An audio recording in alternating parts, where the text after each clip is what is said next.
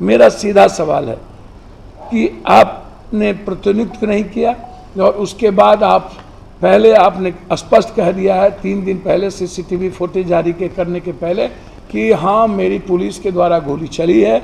आपका ये बयान है डीएम साहब का, एसपी साहब का, और गलतियां हुई है, जो दोषी होंगे उसको मैं सजा दूंगा। लेकिन आपने तत्कालीन कोई कार्रवाई किसी पदाधिकारी पर नहीं की। जो गोली चला उस पर आपने नहीं किया। गोली के ये ऑर्डर हैं, आपने बाद में लिखा है कि एसडीओ के द्वारा ऑर्डर गिवर बने हैं। तो एसडीओ के पर जब कार्यालय पर किसी भी तरह का हमला नहीं हुआ, किसी भी तरह के चोट नहीं लगी, तो फिर एसडीओ ने किस परिस्थिति में ये ऑर्डर दिए? इसका मतलब है एसडीओ ने कोई ऑर्डर नहीं दिया। दूसरी बात, आप सीसीटीवी फुटेज जो 3 दिन के बाद आप जारी कर रहे हैं, वो सीसीटीवी फुटेज कंप्लीट रूप से आपने एसडीओ का सीसीटीवी फुटेज, जबकि वहाँ पर कोई भी किसी भी तरह का न तो कोई पब्लिक गई, न तो तोड़फोड़ हुआ, न तो कोई घटना घटित हुई, तो आप एसडीओ के कैंपस का सीसीटीवी फुटेज 3 दिन के बाद आप कहाँ से जारी किए? तो उस तीसरी चीज़ आप कहते हैं कि जो पब्लिक डोमेन्स का सीसीटीवी है वो बनाया हुआ है, वो गलत है, वो फेक है, जबकि आपने 3 दिनों के बाद खुद सीसीटीवी फुटेज फेक बना करके आप फेक आदमी, जिसके जब कोई हाथ में लाठी नहीं है, कुछ भी नहीं है, वह लड़का आता है, वह लड़का अपना दौड़ते हुए भागते हुए आता है, फिर निहत्था वो लड़का भाग करके जान बचाने चला जाता। आप कहते हैं वो लड़का आया, सबसे पहले उस लड़के ने खुर्शीद को मारा, फिर खुर्शीद को जो मारा उसकी गोली लगी नियाज को, जब वो लौटने लगा तब जाकर के गोली लगी सोनू को, जबकि सोनू वहाँ था ही नहीं। सोनू का जो प्लेस है वो कंप्लीट रूप से अपने भाई के टेलीफोन करने पर सोनू वहाँ गया था, क्योंकि उनका भाई डाटा ऑपरेटर है वहाँ। उसका मोबाइल को आप निकाल के देख लीजिए कि कॉल डिटेल निकाल के देखिए कि कितने बजे उसके भाई ने अपने भाई को फ़ोन किया कि मेरी ज़िंदगी खतरे में है, तुम दोनों भाई आओ। उसका दोनों भाई गया है। आप उसके मोबाइल लोकेशन से देखिए कि जिस वक्त ये घटना घट रही थी उस वक्त उसके पहले उसका भाई घर पे था। जब टेलीफोन किया उसके भाई ने तब उसका दोनों भाई वहाँ आया। तो आपको कम से कम मोबाइल लोकेशन का भी आपको पता करना चाहिए, कॉल डिटेल भी निकालना चाहिए, और उसके बाद सीसीटीवी फुटेज।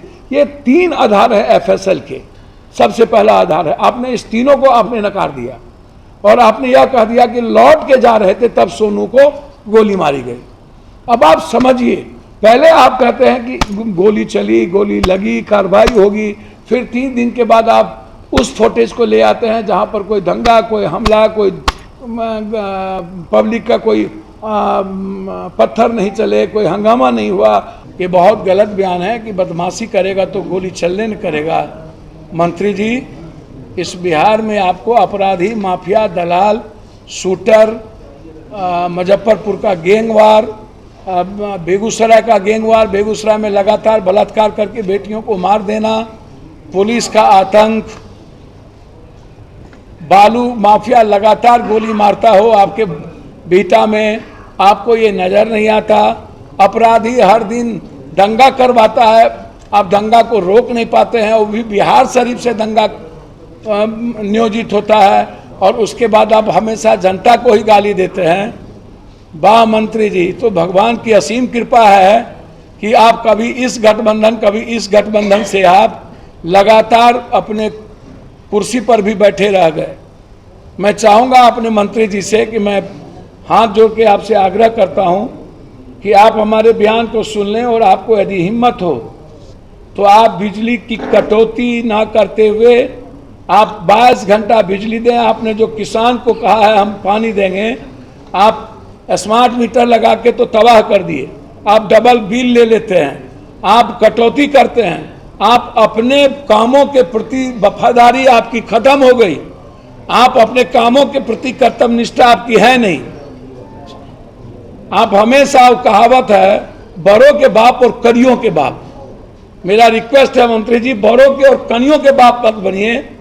हमारा बिहार में तू नटवा, तोरा बिहार में हम नटवा, ये सबके बिहार में जो नाचने लगते हैं ऐसा बंद करिए। जनता भगवान है, जनता से ऊपर कोई नहीं है और पुलिस गोली चलाने के लिए नहीं आई है। पुलिस को गोली चलाना हो तो बिहार में हमें जो आपके एमएलसी दिनेश सिंह के साथ मंटू शर्मा का जो फोटो है, जो सबको गोली मरवाया है, और जो 2 शूटर मुजफ्फरपुर का लगातार गोली मार रहा है, औकात है तो आप उसको गोली मरवा के दिखा दीजिए। हम आपका पैर धो के पिएंगे मंत्री जी, यदि आपको हिम्मत है।